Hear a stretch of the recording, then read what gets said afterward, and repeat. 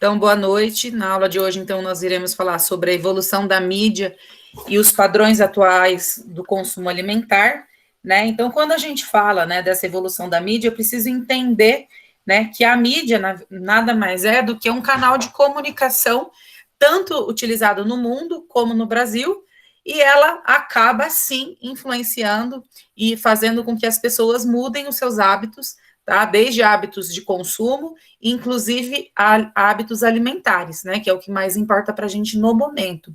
E essa mudança, muitas vezes, acaba estimulando tanto o consumo de alimentos calóricos, alimentos fast food, e também acabam difundindo um padrão estético que é baseado naquele corpo ideal, que é baseado no corpo magro, né? Então, isso é uma característica que não bate, que ela não como que eu vou dizer? Ela não é a favor. Então, ele estimula o consumo de alimentos calóricos, mas fala que você tem que ter um corpo perfeito, né? Naquele padrão, tá, gente? O corpo, todos os nossos corpos são perfeitos do jeito que ele é.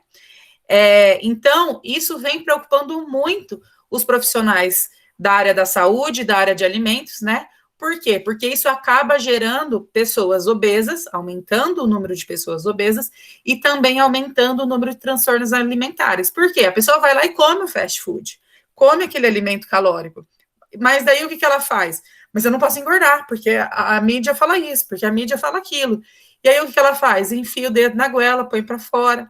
Ou outras pessoas deixam de comer, né? Então, isso é muito importante a gente pensar. Então, quando a gente pensa na mídia, a gente pode pensar na TV, no rádio, na internet, nas redes sociais, e a gente tem padrões muito bem estabelecidos. Normalmente, pessoas que são seguidas por um número muito grande de pessoas, de outras pessoas, normalmente são pessoas que têm ali um corpo que, de acordo com a mídia, é o ideal, que tem ali uma alimentação aparentemente saudável, que tem uma vida feliz, mas isso é só o que eles mostram, né? Se a gente for olhar atrás das câmeras, muitas coisas mudam, né? E quando a gente fala, então, da mídia, né, ela provém do processo de comunicação entre homens, né, que surge do instinto de autopreservação entre o ser humano lá na antiguidade, tá? Por quê? Porque eles acabam percebendo que, na maioria das vezes, eles tinham muito mais chance de sobreviver se eles trabalhassem em conjunto. Então, começa ali o processo de comunicação, tá? E isso, o ser humano, ele começa a desenvolver a fala e tudo mais, mas se a gente for pensar, todo um animal, ele tem uma forma de se expressar, que seja por barulhos, que seja por como ele vai se comportar, né? Um leão, ele faz aquela cara de bravo e ruge, você já sabe que ele tá bravo, que ele vai atacar. Então, isso são formas específicas de comunicação. E essa comunicação pode, né, interferir em situações, e o homem, ele entendeu que ele podia ter palavras em comum, né? E aí, eles buscarem, percorrerem aí um caminho, trilhar um caminho em conjunto e ter ali um resultado melhor, né? E aí, a partir disso, começa a se criar a vida em comunidade, né? E as pessoas começam a ter diferenças nos seus afazeres. Então, a mulher fazia uma coisa, o homem fazia outra, a criança fazia outra, o adolescente fazia outra. E isso acaba gerando as primeiras evoluções, tá? Então, as pessoas começam a evoluir, né? E aí, a partir disso, né, começa a acontecer as evoluções a partir, né, de um caráter social e técnico-científico que faz-se necessário para essa espécie evoluir, para ter novos conhecimentos, para a humanidade crescer, tá? E aí, quando a gente fala, então, desses processos, né, existe um grande salto da tecnologia, incluindo principalmente as telecomunicações, que é como que as pessoas se comunicam, né? Fazendo com que pessoas que moram no Brasil consigam conversar com pessoas que moram do outro lado do planeta, ou com qualquer pessoa no mundo, tá? Então, que é o advento da internet, tá? Então, a internet nos possibilitou muitas coisas boas. Traz consequências ruins? traz, não tem como a gente falar que não, mas ela traz muita coisa boa, só que infelizmente muitas vezes nós mesmos não sabemos usar os benefícios dessa mídia, tá?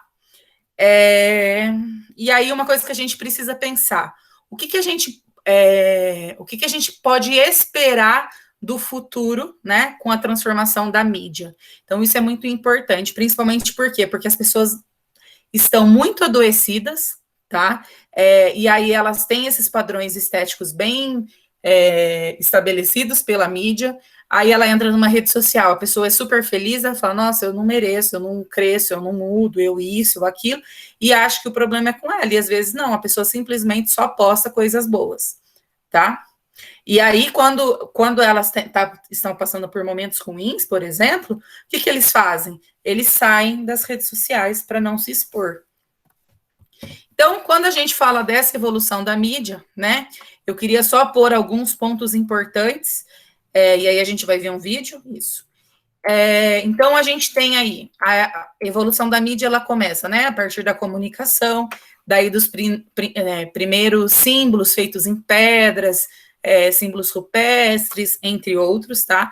Aí vem a escrita, depois disso tem os jornais pré-tipográficos, depois tem a revolução da tipografia, com a produção, né, daí as pessoas começaram a produzir crônicas, histórias, aí a gente tem jornal, revista, aí começa a se ter mídia impressa, tá? Dentro dessa mídia impressa, depois vem a mídia impressa para o Brasil, então a gente começa a imprimir as coisas, e é muito interessante quando a gente fala, porque assim, lá quando eu tinha escrito, então eu escrevia hoje num pergaminho, em um papel, num papiro, enfim, escrevia lá no passado e ia chegar para a pessoa que eu queria mandar recado daqui a um mês, né? E aí isso tudo vai mudando também, vai acontecendo a evolução do transporte em conjunto com a evolução da mídia, e aí esses materiais acabam sendo entregues muito mais rápido ao longo dos anos e ao longo dessa evolução, tá? Então, antigamente a gente tinha mais acesso a revistas e jornais locais,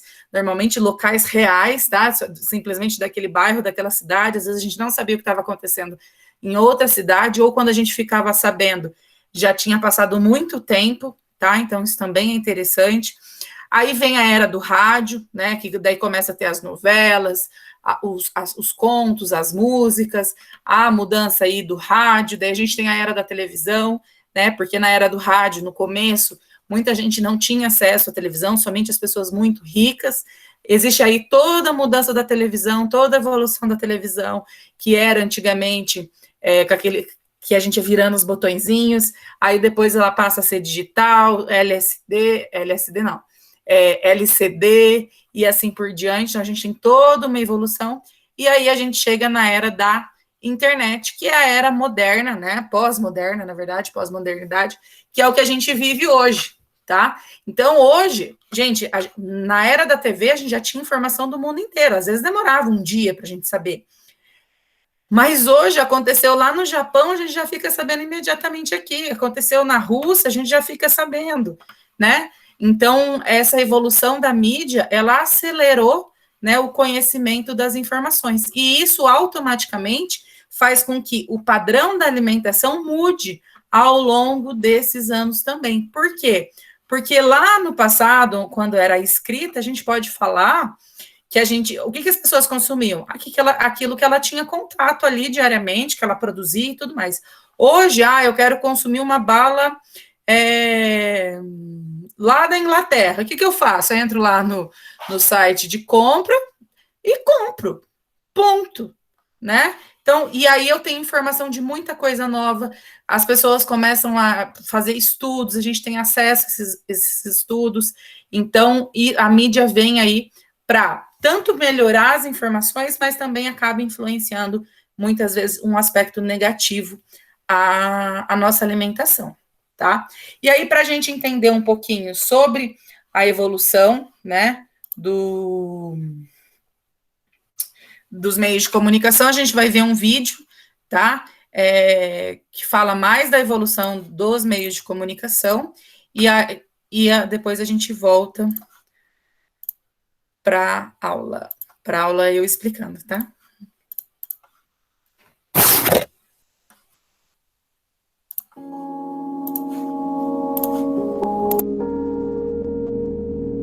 primórdios da humanidade, o homem ainda faz o que o macaco fazia, se comunicar. Essa necessidade criou a linguagem falada e escrita, e assim a comunicação de suas ideias e sentimentos foi desenvolvida.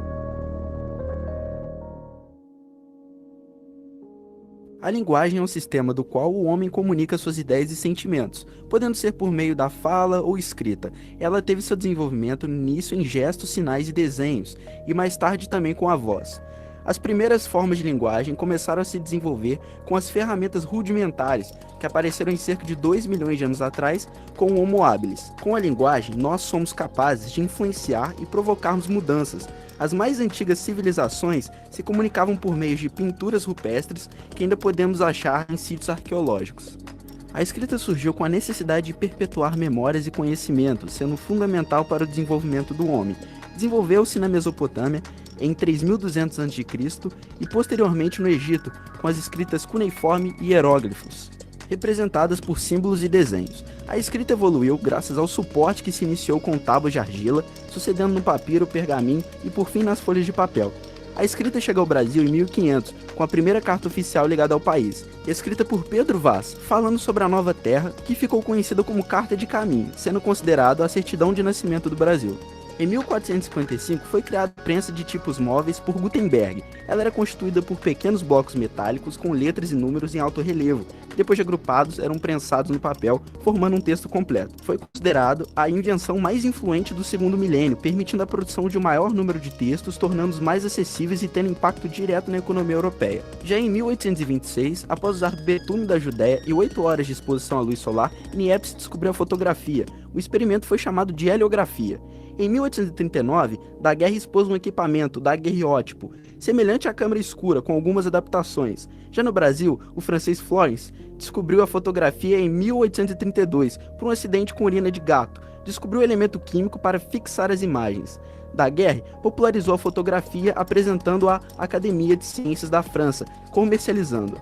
Após alguns anos, George Eastman fundou a Kodak, que massificou o processo de fotografia. Em 1970, a empresa inventou a câmera digital. Não se sabe exatamente qual foi o exato momento da criação do cinema, mas o mais aceitável por diversos estudiosos foi em 1895, no dia 22 de março, os irmãos Lumière projetaram a saída dos operários da fábrica Lumière para toda a sociedade do incentivo à indústria.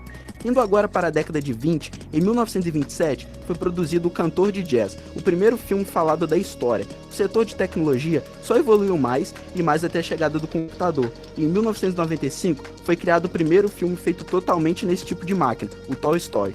A sétima arte se modificou e cresceu, mas nunca largou a relação profunda em seus espectadores. Em 1896, o físico e inventor Guglielmo Marconi criou o primeiro aparelho de rádio do mundo, revolucionando a comunicação à distância. A voz humana foi transmitida pela primeira vez em 1906 pelo engenheiro Reginald Fessenden em um concerto de Natal nos navios da Unity Fruit Company.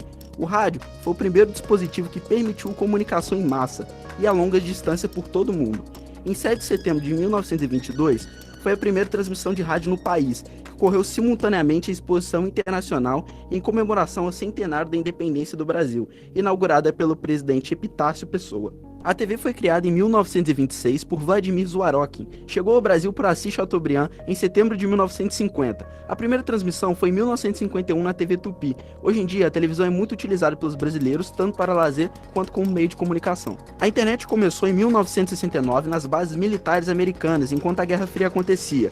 A partir das inovações nos anos 90, a tecnologia digital chegou ao Brasil e desde então se tornou indispensável para a sociedade no setor socioeconômico e psicológico. O desenvolvimento tecnológico vem acompanhando esses veículos. Vemos hoje mudanças significativas que revolucionaram todo o mundo. Como eu explico o avanço dos meios de comunicação e como eles se completam? O avanço dos meios de comunicação, ele se dá através do avanço tecnológico. Quanto maior o avanço tecnológico, mais os meios de comunicação vão se completar. Antigamente só existia rádio. Quando surgiu a TV, todos achavam que a rádio ia acabar. Quando surgiu a internet, todos achavam que a internet ia acabar com os outros meios de comunicação. Isso também não aconteceu. Então eu acredito que quanto mais houver avanço tecnológico, maior vai haver a interação entre os meios.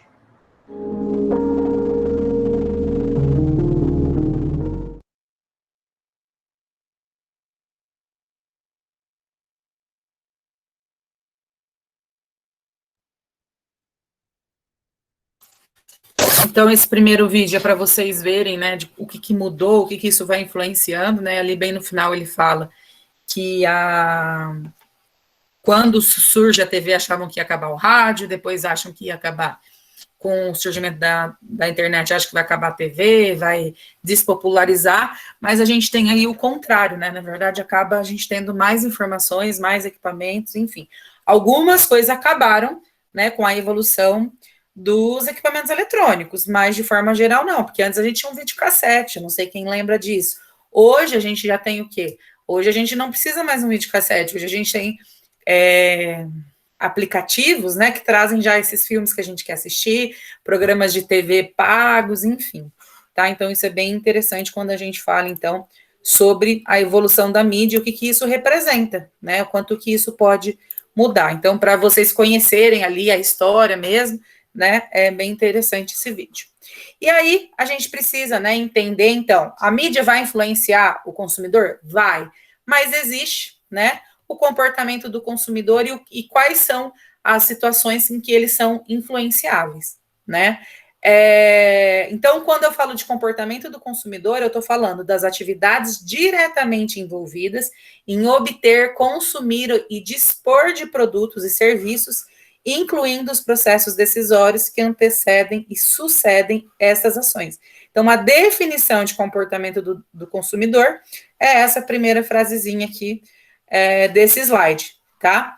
E quando a gente vai estudar o comportamento do consumidor, né, ele vai estudar os hábitos de compra, os hábitos de uso, os hábitos de descarte dos produtos, de serviços, avaliar os desejos, as necessidades. Então, se a pessoa compra mais por desejo, se ela compra mais por necessidade, por causa de influência de grupos, de organizações, então ele vai avaliando. E quando eu falo de hábitos de compra, eu não só falo, ele comprou uma bolacha, não. Ele comprou uma bolacha, ele compra essa bolacha toda vez que ele vai no mercado, ele compra essa bolacha esporadicamente, então ele vai avaliar o quanto que se compra, o que ele compra e a frequência dessa compra, se continua comprando ao longo do tempo, tá? Então, muitas vezes, a gente vai fazer pesquisas de mercado, por exemplo, eu trabalho muito com desenvolvimento de produtos, e quando eu vou fazer desenvolver novos produtos, a gente vai aplicar questionário para as pessoas, e essas pessoas precisam me responder muitas vezes qual é a frequência de consumo. Então, quantas vezes você consome por semana, por mês, enfim, e como que ela compra. Então, ela compra quando acaba, ela sempre compra para nunca faltar, né? Então, isso tudo é bastante importante eu avaliar para eu entender quem é o meu consumidor e como que ele vai fazer essa compra, tá? O comportamento de compra do consumidor está bastante relacionado com o seu consumidor final, tá? Que podem ser os indivíduos, um indivíduo sozinho, sem influência da família, ou as famílias, tá? Então, o pai, a mãe vai lá e compra o produto, ou a mãe vai e compra. Então, isso também pode ser influenciado por essas pessoas, mas ele está relacionado com esse consumidor final, tá? Então, qual é o comportamento que vai se ter a partir desse processo de compra, tá? O estudo, então, da família no comportamento do consumidor é muito relevante. Por quê? Porque muitas vezes numa unidade familiar ou membros de uma mesma família, eles compram junto. Então, eu tenho lá, vamos supor, eu tenho um casal, um pai, uma mãe e 2 filhos, tá? Independente se é do sexo das crianças. A mãe que sempre faz compra. Então, muitas vezes, ela é influenciada pelo pai, porque sabe que o pai gosta, o marido, né, no caso, gosta de carne moída. Então, ela sempre vai comprar carne moída porque ele gosta. As crianças gostam de tomar bebida láctea. Então, ela sempre compra essas bebidas lácteas por causa das crianças. Então, esses membros da família que fazem a compra, que são o detentor do financeiro, que faz a decisão final, muitas vezes eles são influenciados por outros membros da família. Então, uma mesma família, por mais que não é as crianças que comprem, às vezes elas nem vão no mercado, mas mesmo assim elas acabam influenciando na compra e na escolha dos produtos do pai, tá? Então, por exemplo, eu não consumo peixe, tá? Não consumo, quem consome, glória a Deus, eu não consumo, não gosto. E na minha casa, minha mãe come, meu irmão come, mas dificilmente ela compra, tá? Então, ela compra uma vez por mês, enfim, porque eu não gosto nem do cheiro, gente, não suporto nem o cheiro. Então, ela faz o peixe lá fora, no fogão de fora, e mesmo assim, para mim, aquele cheiro está impregnando a casa. Então, isso eu acabo influenciando na decisão de compra da minha mãe, tá? E aí a gente tem, então, a influência da família, né?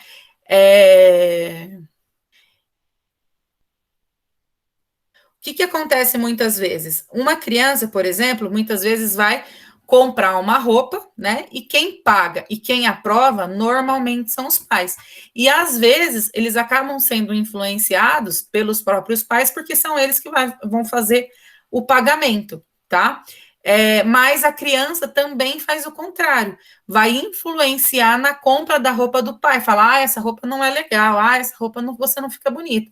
E aí você acaba muitas vezes não comprando. A mesma coisa um adolescente, tá?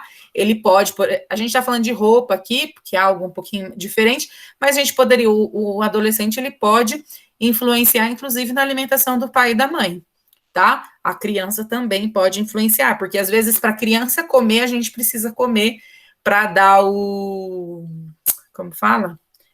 A referência para ela de que nós consumimos também, tá? Como eu comentei, né? Às vezes uma pessoa vai no mercado, faz a compra, mas muitas vezes ela é influenciada pelas preferências e o poder, né, que os outros membros da família exercem sobre ela, tá? E uma coisa muito importante as crianças, de maneira geral, elas participam de até 80% das decisões de uma compra em família, tá? Como, por exemplo, um vestido da mãe, que a criança fala, nossa, que lindo, você ficou linda, e às vezes nem tá tão bonito, mas a criança achou bonito, e aí a mãe se sente tão bem com aquele elogio e compra, como também, às vezes, você vai comprar um carro diferente, porque você precisa de espaço por causa das crianças, mas porque, às vezes, a criança não gostou do outro carro. Então, isso também pode influenciar, tá? E aí, o que acontece? As empresas, a indústria, né, de todas as áreas, a gente pode falar da alimentação, mas esse poder da mídia, esse poder de influência vem em tudo, tá? Não é só na alimentação. Elas acabam adotando as crianças como principal alvo, tá? Principalmente em anúncios de revistas e canais de televisão infantil. Então, às vezes, você tá lá sentado do lado do filho, tá lá num canal de televisão específico, e aí aparece um exemplo, um HB20, tá? Dando um exemplo. Você fala, mas por que tá passando esse carro aqui? É para induzir a criança a comprar, tá? Então, isso é um jogo de mídia, é um jogo de marketing, isso vai influenciar os padrões, e isso vai influenciar, inclusive, na alimentação. Então, vamos pensar, a Peppa lá tá comendo um morango. O que acontece? A criança acaba comendo morango. A Peppa comeu alface, a criança acaba comendo alface, e assim por diante, tá? E por que acaba se estudando bastante a criança? Porque o que a empresa pensa? Fala, vou criar um vínculo com essa criança desde pequeno, tá? Que pode ser duradoura pelo processo todo, durante toda a sua vida. Então, ela começa a comprar, a consumir produtos daquela marca quando criança e continua ao longo da vida, tá? Desde a criança para a adolescência e depois para a maturidade, tá? Então, isso é bem interessante também, a gente pensar que essa pessoa vai ser o meu consumidor mais para frente também, tá? Então, sempre pensar e atender esses públicos que podem influenciar no poder de compra de uma família. E aqui a gente vai ver outro vídeo, tá? Que vai falar como as mídias digitais vão influenciar os hábitos de consumo dos jovens. É um vídeo que algumas pessoas da área de sociologia, entre outras coisas, estudam, né, esse comportamento, e aí a gente consegue ter bastante informação sobre ele, e é bem interessante também, tá?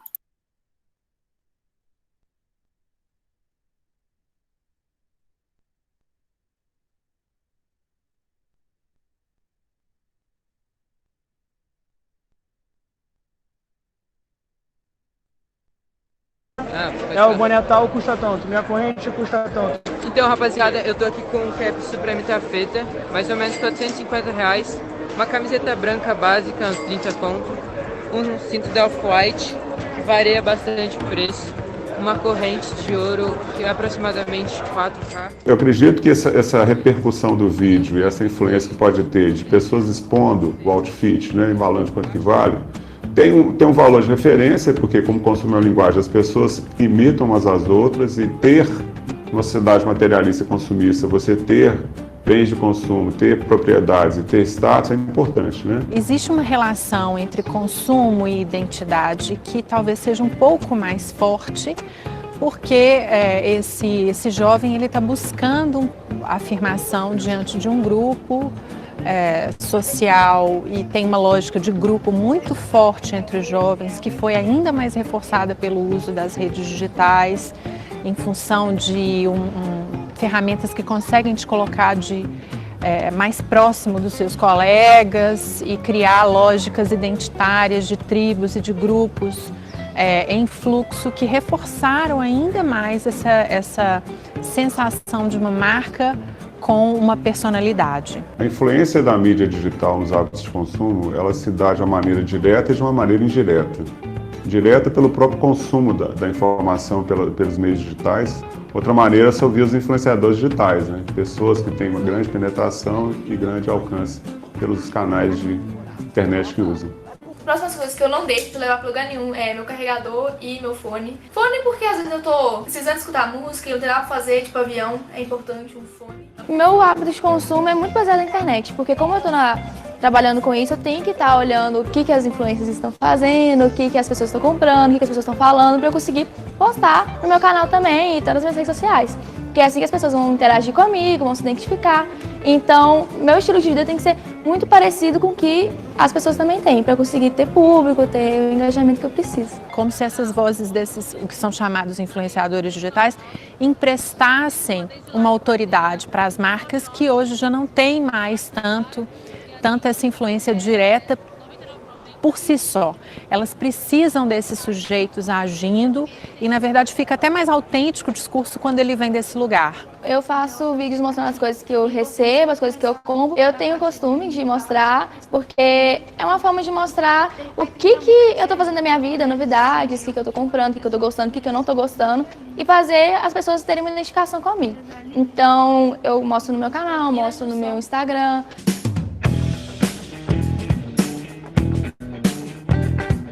Eu falo que a minha geração ela tem uma referência do que era consumir fora das redes. E aí, quando as redes e a tecnologia digital chegaram, assim, a gente tem uma certa medida comparativa de outros processos anteriores, mas quem está crescendo como jovem agora já está vivendo numa realidade muito mediada por tecnologia, processos mais, entre aspas, democráticos, em que você conversa com pessoas mais parecidas com você. Às vezes eu uso um batom diferente no meu vídeo, aí pergunto, que batom é esse? Onde você comprou? Ou falo, que blusa legal, onde você arranjou essa blusa? Ou, esse lugar que você foi legal? Como que é? Porque as pessoas podem ver, tipo, nas minhas redes, o que eu fiz, aonde eu fui, se parecer que eu me diverti, o que eu gostei, elas podem também comprar. Então, é mais uma forma confiável de saber o que elas vão consumir. 2070. Enfim, é isso, meninas e meninos que reclamam quando eu falo o meme do meninas.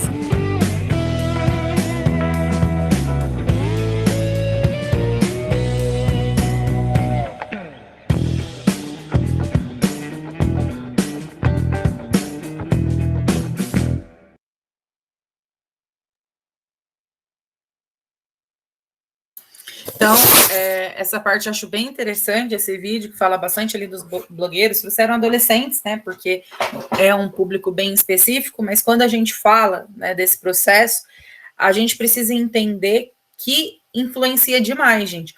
Hoje em dia, a gente acha que os grandes influenciadores são aquelas pessoas que têm 10, 15, 50, 100 milhões de seguidores. Essas pessoas ganham muito dinheiro, tá? Mas existem os micro-influenciadores, e hoje as marcas têm buscado esses micro-influenciadores.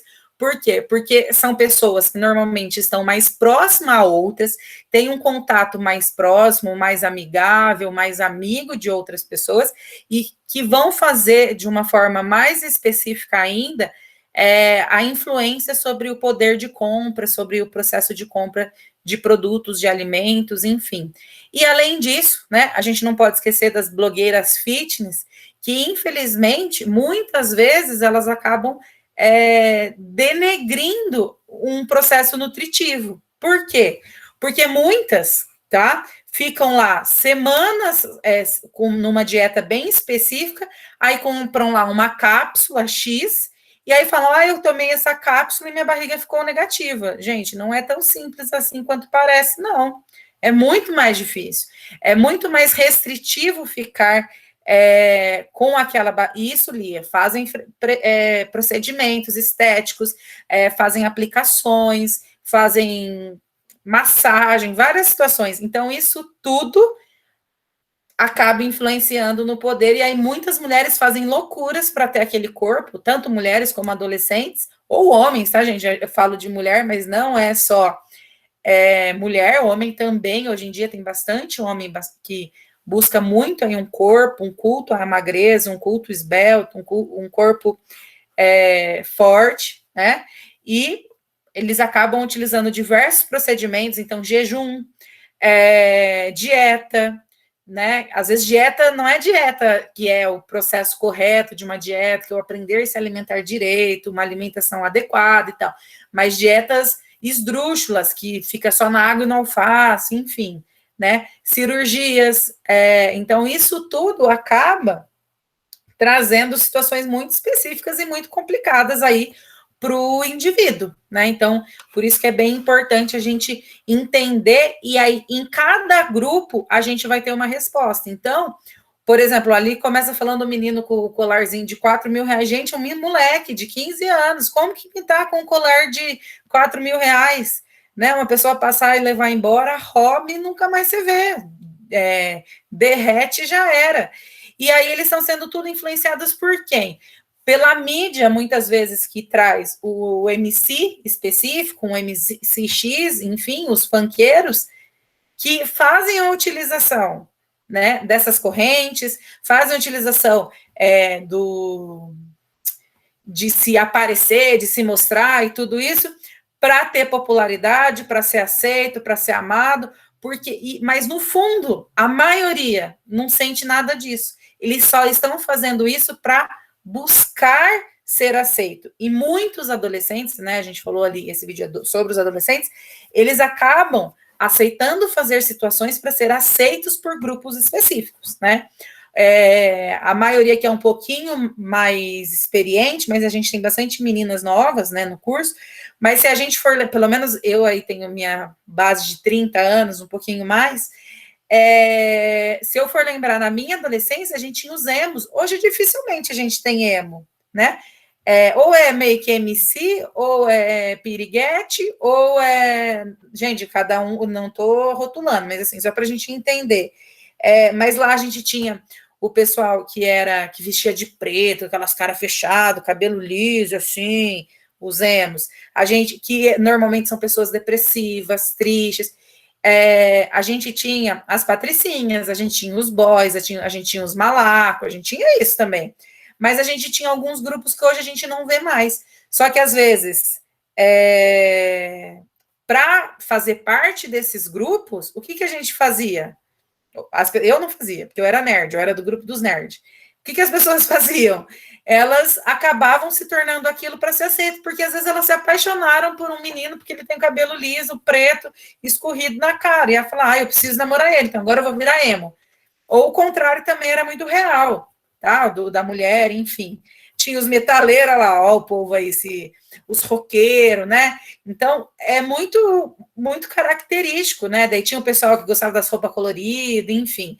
E aí são épocas que vão mudando e isso vai influenciando no poder de compra, no poder de decisão, no poder de mudança de padrão de consumo, tá? E isso automaticamente, gente, influencia na alimentação.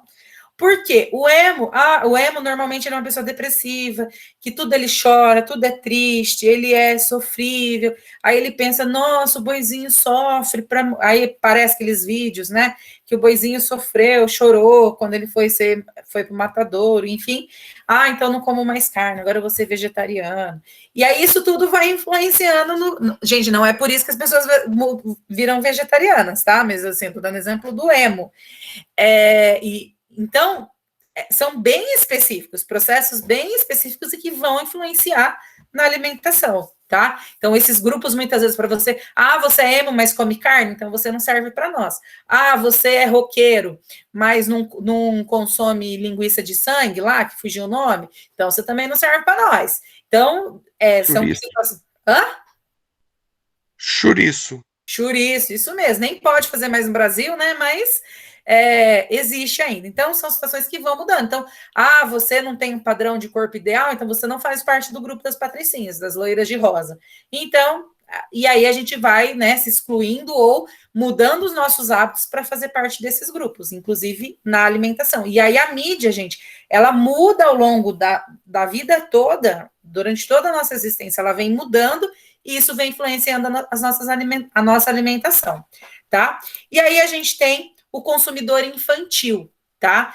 Que, né, de forma geral, ele acaba influenciando os padrões do consumo adulto por 2 motivos, tá? Porque muitas vezes um adulto acaba prevendo um comportamento a partir da experiência da sua infância, tá? Então, eu era assim, então eu vou comprar isso, eu vou comprar aquilo, tá?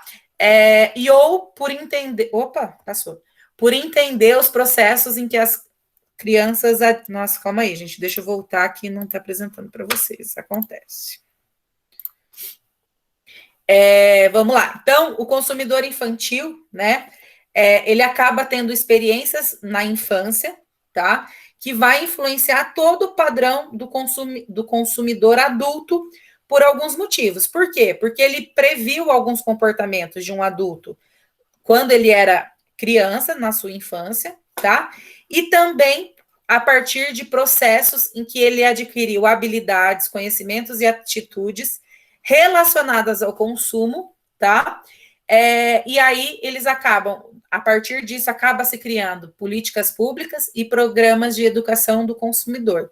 E quando a gente fala desse consumidor infantil, é muito importante a gente pensar e lembrar, né? Hoje a gente tem muito menos, gente, mas o pessoal que tem a minha idade próxima aí, de 30, um pouquinho menos, um pouquinho mais, antigamente, gente, era visível, aparecia propaganda de cigarro, propaganda de bebida, propaganda de doce, propaganda disso, propaganda daquilo.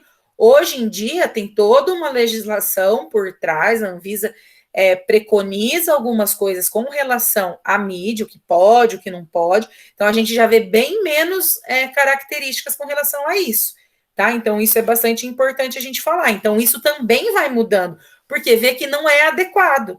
Então, acaba se gerando mobilizações por mães, por famílias, falando, se continuar falando, troque isso por coma isso ao invés de um bifinho, pode gerar problema na saúde da criança, porque por mais que tenha a mesma quantidade de proteína, talvez não tenha todos os outros nutrientes essenciais que eu preciso, tá? Então, isso é muito importante a gente pensar e avaliar e entender que esses padrões vão mudando, inclusive a propaganda vai mudando ao longo da vida, tá?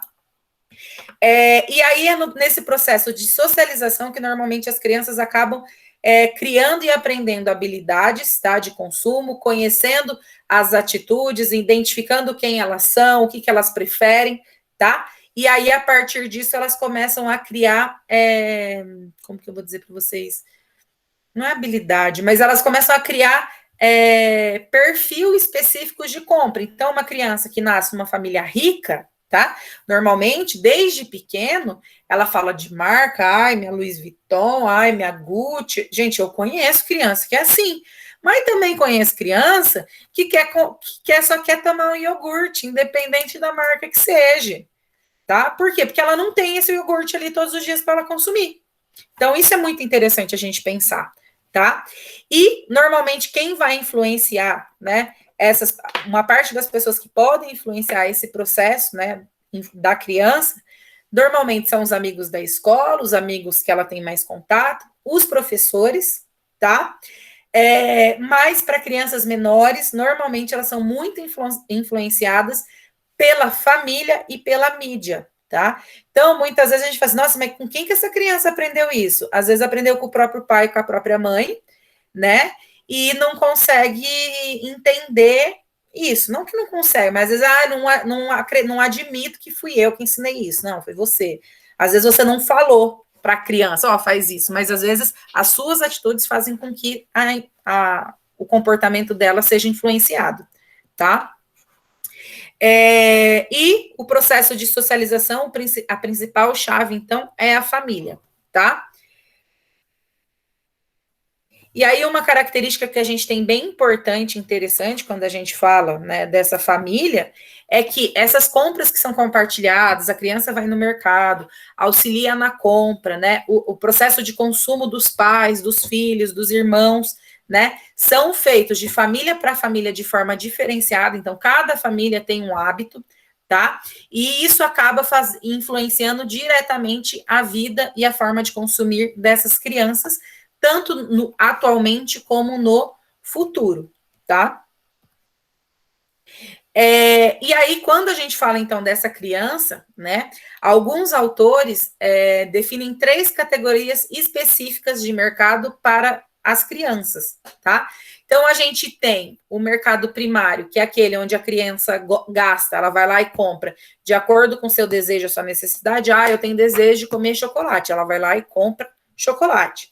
Existe o mercado da influência, tá? Que é quando os pais acabam tomando uma decisão pelos pedidos ou renúncias do filho ou da filha, tá?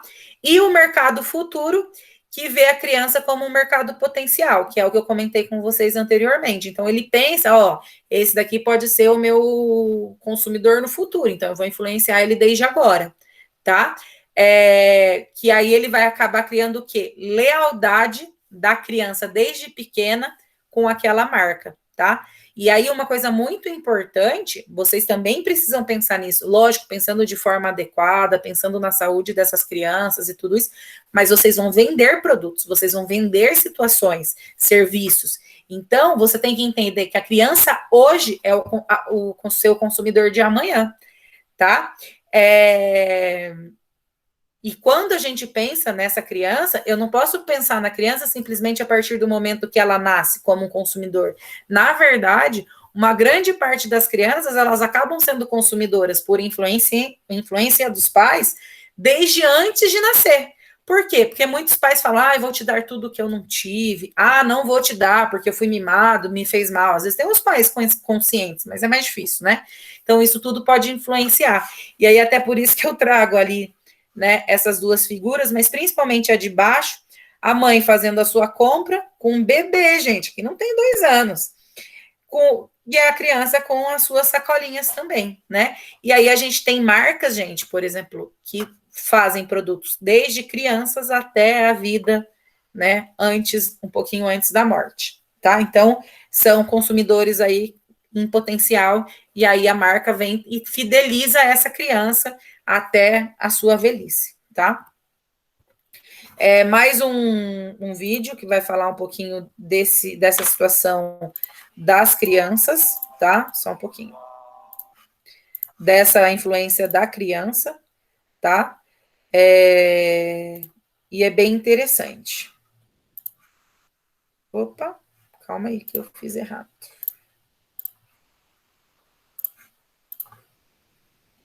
Gente, aí eu trago esses vídeos porque são falas de pessoas diferentes, né?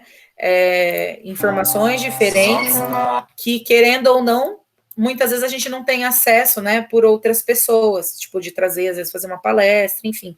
Então, acho bem interessante a gente trazer aí algumas pessoas para falar, tá? E só cantar pra te alegrar. Por isso eu canto com você no ar.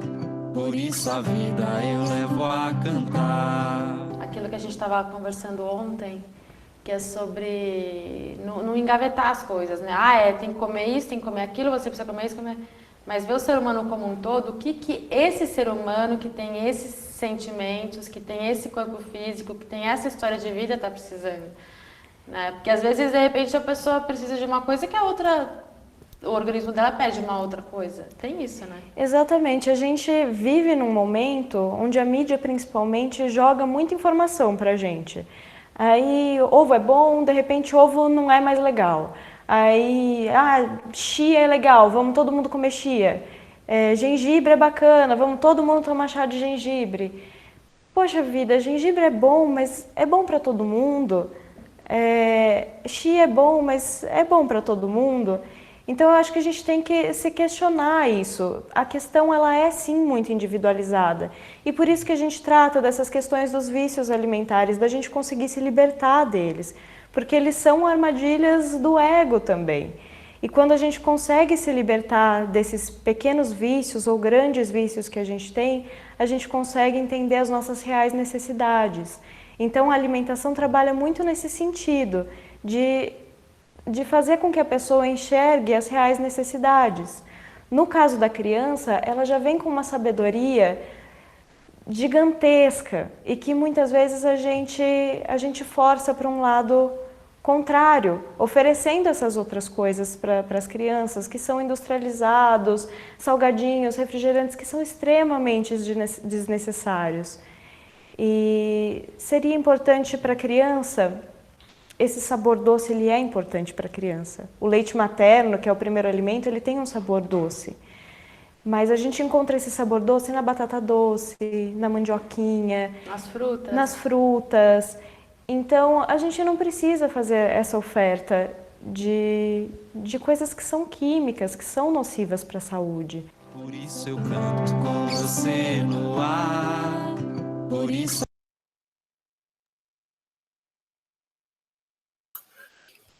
E aí a gente começa a ver, né, uma fala do que é o ideal, se consumir ou não. Óbvio, gente, eu brinco, né, que eu consumo Coca-Cola, salgadinho, etc, etc, etc, mas eu acho sim que a alimentação de uma criança deve ser diferenciada. Eu não, só que daí eu preciso pensar também, beleza, a criança não pode comer chips, um exemplo, mas eu posso consumir na frente dela? Eu estou influenciando e ela vai querer também. Então, isso é muito importante quando a gente pensa, né, no caso dos alimentos. Então, talvez evitar ao máximo o doce, o açúcar, enfim, mas, né, se for necessário, não necessário por necessidade, tá, mas por desejo da criança, dar um outro tipo de alimento, o que a gente pode fazer? A gente pode simplesmente fazer não uma troca, que igual acho que em um dos vídeos, não sei se, não, acho que vai ser ainda, que fala, você acaba substituindo o bom pelo ruim, fala, você come isso que depois eu te dou, e aí se você acha que colocando aquele peso de um alimento ruim, né, e aí a pessoa acaba consumindo simplesmente por estar sendo forçado, né, mas acho sim, na minha opinião, né, óbvio, em pequenas quantidades e regulado, um pouco nunca vai fazer mal a ninguém, o problema é sempre o muito, é sempre o descontrole, né? E aí a gente vai falar, então, da mídia, então, e da alimentação. Então, né, o que a gente vem falando durante todo esse tempo, mas de forma agora um pouquinho mais específica. Então, a mídia, né, o meio de comunicação, ela acaba influenciando o consumo de alimentos, né? Por quê? Porque ela vai englobar tanto a necessidade como o desejo do indivíduo. Então, hoje em dia, a gente está vendo lá um programa de televisão policial, tá? Então tá lá, tá morte, o cara estirado no chão, o sangue, daí aparece o apresentador e fala, então, vamos consumir, essa linguiça é uma delícia, né? Então isso tudo, gente, e aí a gente acaba sendo bombardeados o tempo todo por informação sobre alimentação. Eu tô dando um exemplo esdrúxulo, mas na hora que você tá vendo uma novela, que aquele protagonista tá bebendo uma bebida, bebendo um refrigerante, consumindo um alimento, indo num restaurante específico, isso tudo vai influenciar, né? Por quê? Porque vai gerar uma necessidade de consumo no telespectador, tá? Além disso, né, eu não posso falar só que a mídia é algo ruim, tá, gente? A mídia, ela também vai trazer informação, educação, entretenimento, né? Além disso, ela consegue chegar em locais que às vezes a gente não consegue chegar com a educação nutricional, tá? E por isso que muitas vezes a gente fala, nossa, lá, igual o povo acha que no Brasil anda girafa no meio das ruas, né? Mas muitas vezes nós temos a impressão que lá no Amazonas, na Amazônia, é só mato, e não é assim, né? E aí, às vezes, o que a gente consome aqui, o que a gente usa aqui, você chega lá e se depara com a pessoa usando também, por causa que essa informação está chegando em locais mais longes, tá? E sempre pensar, tá, que os hábitos e práticas de consumo, incluindo a alimentação, elas são baseadas em determinações socioculturais, tá? Então, desde o que a mídia está falando que é o ideal de se consumir, como os processos e procedimentos alimentares, então, vai sendo construído e desconstruído informações sobre alimentos, é igual ali ela fala, uma hora todo mundo fala para comer ovo, outra hora fala para não comer. Eu lembro uma época que falava que não podia comer ovo porque ia aumentar o colesterol, ia matar todo mundo, e aí hoje vê que não é bem assim. Tem colesterol, mas também tem outras gorduras e outros benefícios que acabam fazendo com que a parcela de colesterol ali presente seja pequena perto das outras informações, tá?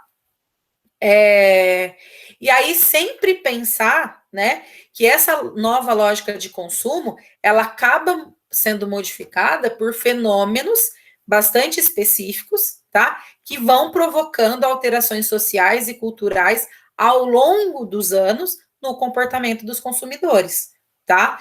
E aí, esse consumo moderno que a gente tem atualmente, tá? Ele é resultado de séculos de mudança, tanto mudanças na área social, como na área cultural, como na área econômica, como na área financeira, na área de religião, tá? Então, tudo isso vai influenciar como o meu consumidor vai comprar ou consumir determinado produto, tá? Então, quando eu penso nesse ato de se alimentar, que a gente já falou no ato de comer, de o que é alimentação, o que é alimentar nas aulas anteriores, é muito importante a gente entender que alimentar-se não é simplesmente se nutrir. Existe um símbolo por trás disso. Muitas pessoas, para eles, esse ato de se alimentar é o ato de reunir a família, um ato de felicidade, de amizade, de compartilhar, tá? Então,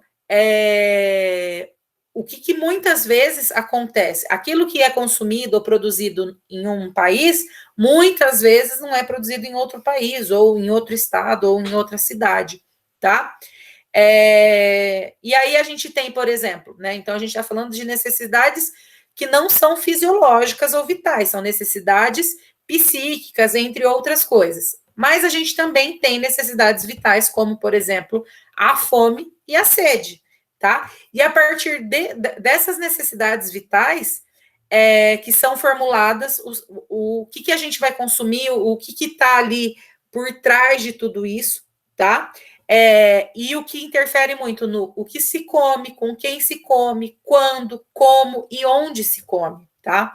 Pensando sempre nas opções que eu tenho disponível, no que é proibido consumir, tá? Que muitas vezes vai distinguir um grupo humano de outro, tá? E aí, através disso, tá? Que a gente acaba entendendo uma frase bastante específica que fala: o homem se alimenta de acordo com a sociedade a que pertence, tá? Então, a gente tem pessoal que é vegano no grupo, acho super legal, eu não sei como consegue, mas eu acho legal.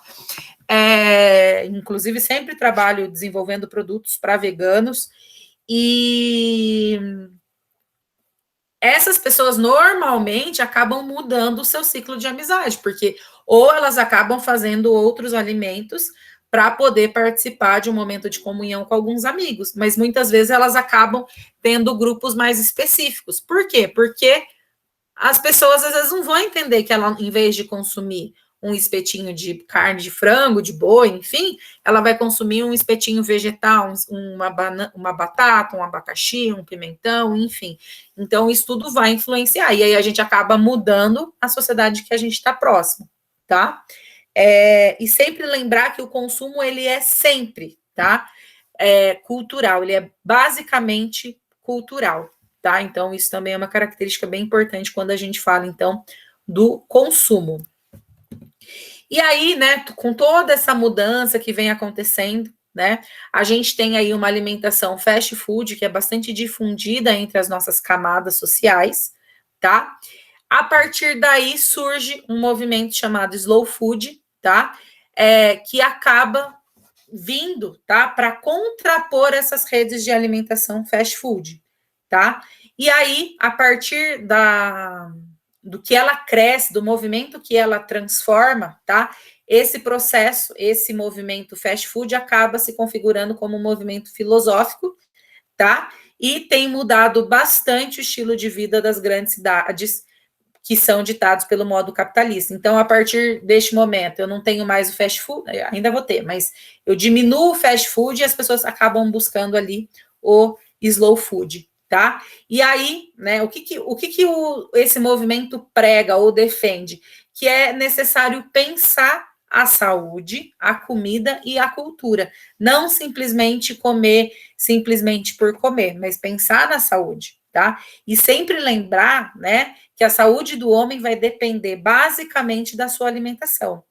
E essa alimentação normalmente é baseada nas tradições culturais e nos alimentos disponíveis na região onde vive. Então, o que a gente pode pensar com relação a tudo isso é que a indústria muitas vezes peca, sim, com relação à produção de alimentos, tá? Mas ela poderia, né, utilizar todo o recurso que ela tem para transformar esses alimentos disponíveis por exemplo, no Paraná, que seja consumido da mesma forma no Pará, e o contrário também, o que é produzido lá no Pará, ser consumido aqui no Paraná de forma adequada, sem muitos insumos, sem muitos condimentos, sem muitos conservantes. Então, isso é uma característica que a gente pode pensar aí quando eu falo desses movimentos que vêm surgindo ao longo dos anos e que hoje em dia está sendo buscado muito aí a uma alimentação diferente, um movimento diferente, que não seja tão influenciado pela televisão ou pela cultura dos países lá da América, né? E aí a gente consumir aquilo que a gente tem disponível no nosso país, tá? Então aqui a gente tem 3 chargezinhas, né, bastante específicas, que é só para trazer aí, pensar um pouquinho o que a mídia pode fazer com o ser humano, né? Aqui a criança está pedindo, né, a boneca para a mãe, quer aquele presente.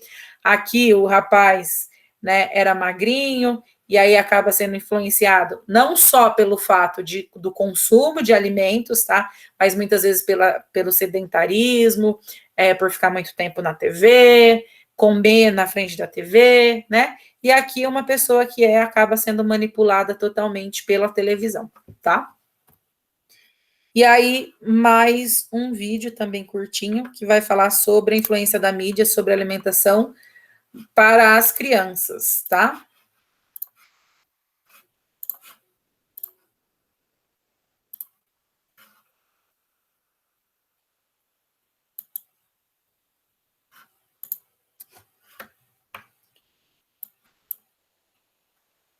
Calma aí, gente, que eu não achei.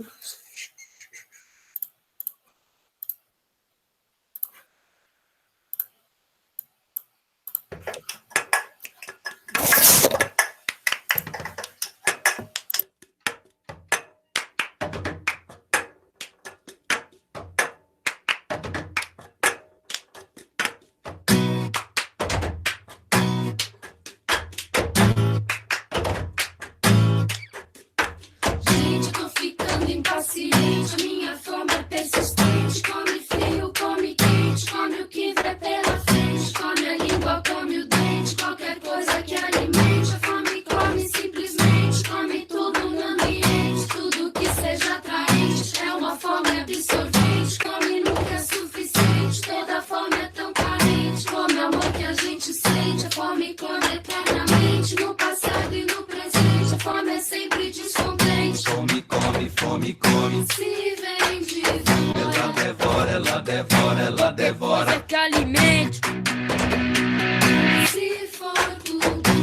ela tritura. Se o que vem é uma cantiga, Ela mastiga. ela então nunca discute. Só deglute. E se for conversa mole, For mole, ela engole. se faz falta não abdômen. Come.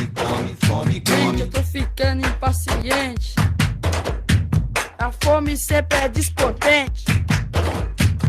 Toda fome é tão carente. Qualquer coisa que alimente. Como o amor que a gente sente. Como o amor que a gente sente. Estou ficando impaciente, minha fome é persistente. Come frio, come quente, come o que vem pela frente. Come a língua, come o dente, qualquer coisa que alimente. Come simplesmente, come tudo no ambiente. Tudo que seja atraente. É uma fome absorvente, come nunca é suficiente. Toda fome é tão carente. Come amor que a gente sente, A fome come eternamente. no passado e no presente. A fome é sempre descontente. Come. Se vem de fora, Ela devora. se for cultura, Ela tritura. se que vem é uma cantiga, Ela mastiga. ela então nunca discute. Só deglute. E se for conversa mole, Eu tô ficando impaciente. se faz falta não abdômen. Come.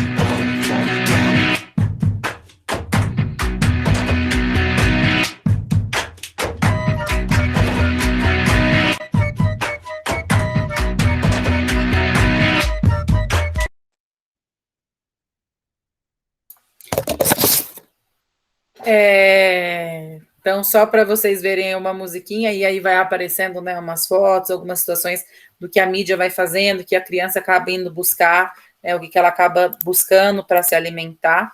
Então, é uma musiquinha para dar uma animada também na aula, né?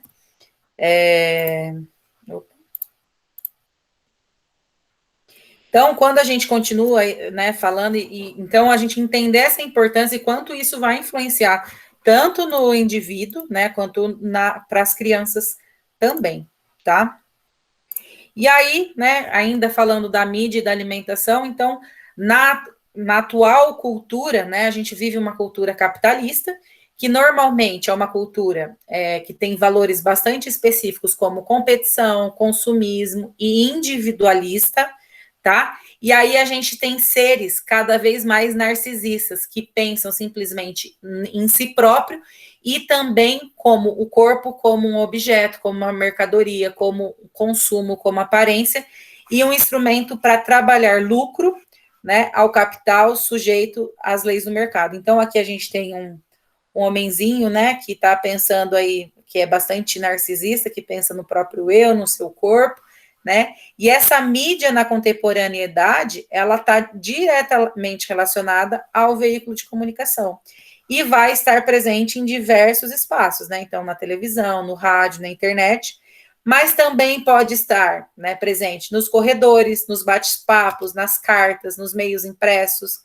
no acessório, né? Como, por exemplo, no ambiente escolar, como a lousa, né? Quando a gente fala, então, desse processo, do que a mídia vai influenciar a vida das pessoas, eu preciso lembrar que as pessoas estão, né, sofrendo psiquicamente, porque não estão se encontrando nos padrões de beleza específico que a mídia impõe, tá? Normalmente, muitas vezes, por falta de condição financeira para a prática corporal, né? Então, não tem dinheiro para fazer lá um exercício físico, uma musculação, ou uma cirurgia que seja, ou porque, por mais que faça tudo isso, não consegue chegar a este padrão. Por quê? Porque, às vezes, o padrão do corpo daquela pessoa nunca vai ser aquela pessoa magérrima, tá?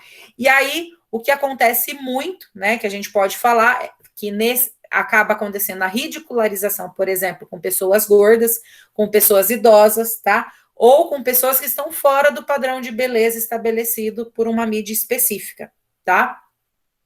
E aí, né, a gente acaba vendo em alguns programas de TV uma precificação, né, uma objetivação desses corpos, e aí essas pessoas acabam sendo diminuídas, né, acabam sendo hostilizadas, tá? Então, isso é uma característica bastante interessante. Então, a gente tem essas pessoas obesas, né, que acabam sendo tratadas como obesas, acabam sendo desrespeitadas, tá? E muitas vezes pessoas obesas acabam se prestando ao papel, né, de serem ridicularizadas em rede nacional. E aí uma coisa muito importante quando a gente fala da obesidade ou do obeso, não é que eu estou falando que as pessoas têm que ser obesas e têm que permanecer assim, tá? Mas elas precisam ser pelo menos respeitadas de sua forma física, cor e alimentação, tá? E aí, quando a gente pensa, então, nesse processo de mídia e alimentação, eu preciso pensar que a mídia influencia de uma forma que faz com que o ser humano queira adquirir tudo aquilo que a propaganda coloca como ideal, como um objeto de satisfação pessoal. Ah, então eu bebo uma cerveja X, vou ter uma mulher com corpo Y, tá? Então, isso é bastante interessante quando a gente fala desse processo de mídia e alimentação. E uma coisa bem interessante quando a gente fala disso é que no passado as mulheres acabavam retirando os seus seios, tá? Quando elas tinham seios grandes. Mas a partir de uma propaganda, tá? Começou a utilizar seios grandes com silicone e as pessoas começaram a fazer o quê? A fazer cirurgias e a obter esses seios grandes siliconados, tá? Então, mesmo, tá, a pessoa estando muitas vezes no padrão de beleza estabelecido, não quer dizer que a pessoa esteja feliz, tá? Por quê? Porque eu não posso estipular uma pessoa simplesmente pelo seu corpo, tá? Ele tem muito mais do que a sua forma física, ele tem mente, ele tem as amizades e tudo aquilo que a pessoa está envolvida ali no seu dia a dia. Então, né, a gente tem que entender que a beleza, ela tem que ser de forma democrática e universal, lembrando, né, que todas as pessoas são bonitas. Óbvio, a gente às vezes tem preferências, mas isso não quer dizer que são bonitas ou não, mas todas têm direito e dever, tá? E a gente não pode colocar como culpabilizar ou falar que só quem é o ideal, quem tá certo é quem é magro, né? Não pode ser simplesmente gordo ou magro, pesado ou esbelto, tá? Como simplesmente uma definição quando a gente faz dos elementos da geometria. Então, um círculo, uma bola, um retângulo, eu não posso definir assim, tá? E aí, né, a gente tem que entender que a sociedade tem uma tendência de consumo, tá? E ela acaba atribuindo essa responsabilidade pela plasticidade ou pela perfeição do corpo ao indivíduo, tá? Fazendo com que a pessoa se esforce, né, a fazer exercícios físicos, e se ele se esforçar a fazer exercício físico, ele vai alcançar uma aparência desejada. Mas muitas vezes não é isso que acontece, porque, como eu já comentei, cada um tem um corpo. Tem pessoas que têm cinturas mais finas, tem pessoas que não têm cintura, e mesmo malhando, às vezes não vai ter, aí vai ter que fazer procedimentos estéticos, cirurgias, enfim, tá? Então, isso também é bem interessante quando a gente fala aí da mídia e da alimentação.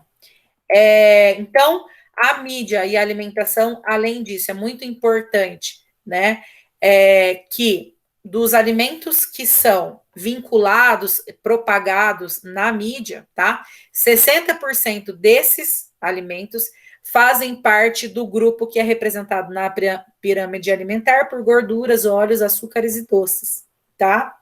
E aí, quando a gente fala isso, eu estou influenciando quem? As crianças e adolescentes que não possuem maturidade para controlar a sua impulsão na decisão de compra.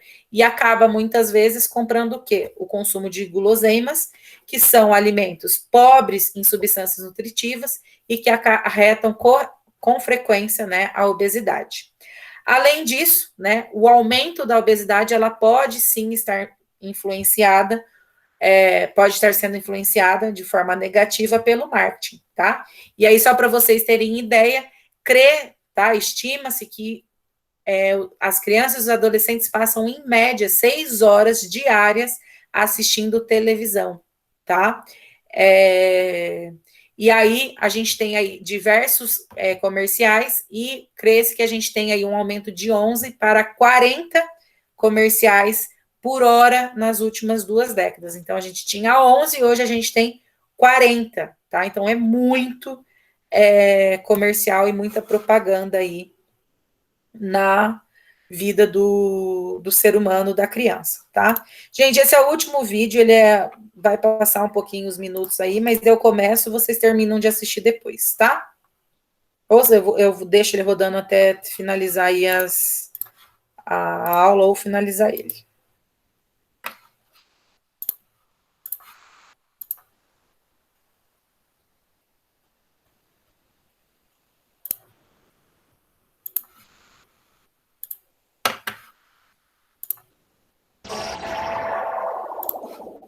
Quanto tempo seu filho passa em frente à TV? Você se preocupa com a alimentação dele?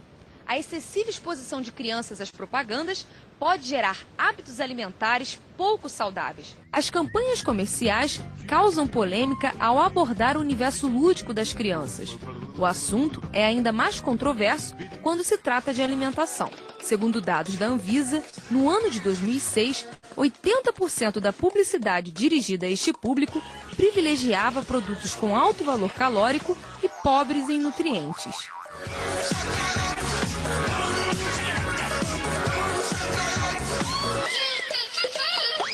Compre batom, seu filho merece batom.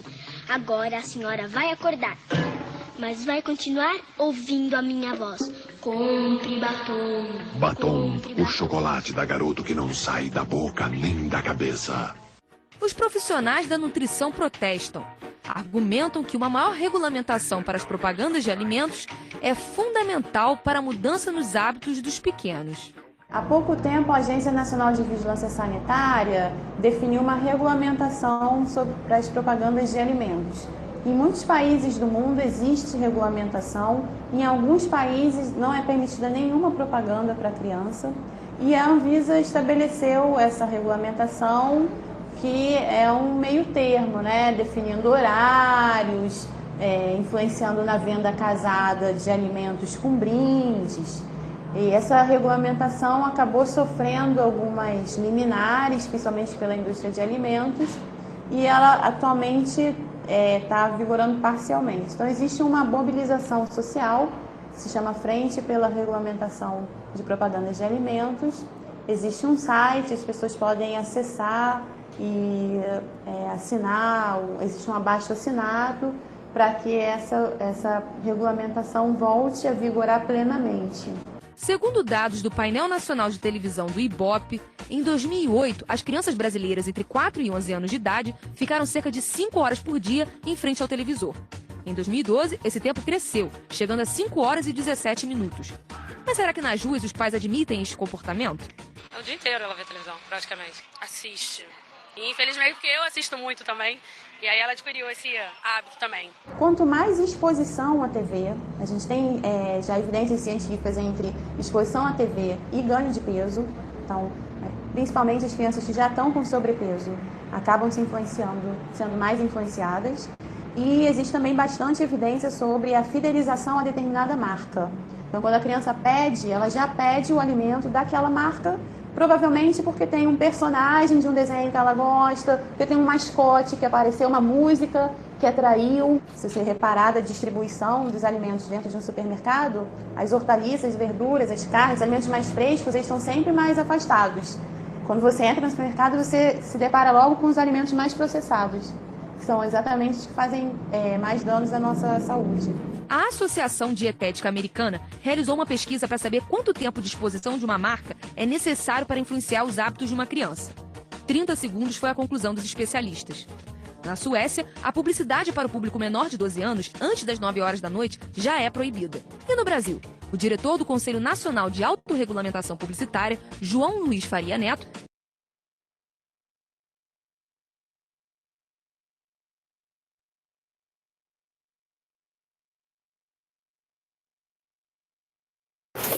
Gente, eu não vou deixar continuar o vídeo, mas se vocês quiserem assistir, eu mandei o link aí no chat, tá?